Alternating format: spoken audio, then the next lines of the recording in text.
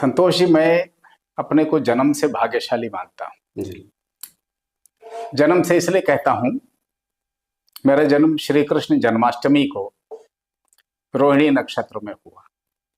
जी। इसलिए मैं अपने को बोलता हूं कि जन्म से भाग्यशाली हूं।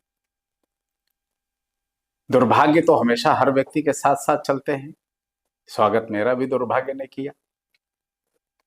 जन्म के पश्चात लगभग 5 वर्ष की आयु तक मेरे मुंह से स्वर नहीं फूटा।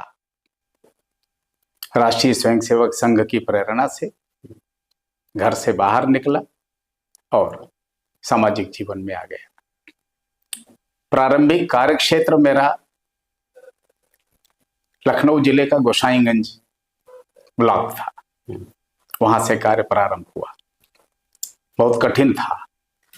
क्यों कठिन था कि मेरी वेशभूषा अर्थात मेरी जो यूनिफॉर्म होती थी वो कुर्ता धोती होती थी और मेरी ससुराल गोसाईगंज के 2 किलोमीटर बाजू में थी।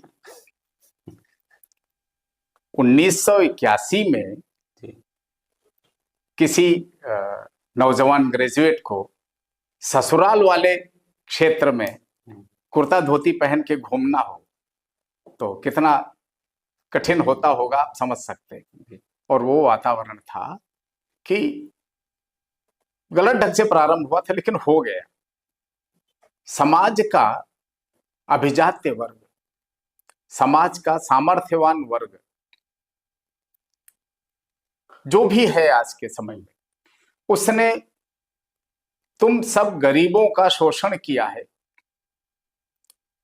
तुमको लूटा है और अपनी तिजोरियां भरी है और अपनी कोठियां खड़ी की, हवेलियां खड़ी की। यह विचार ग्रामीण वनवासी क्षेत्र में, जंगल के क्षेत्र में फैलाने का प्रयास किया और फैलता चला गया। प्रयास कुत्सित था, गलत था, लेकिन सफलता मिलती गई।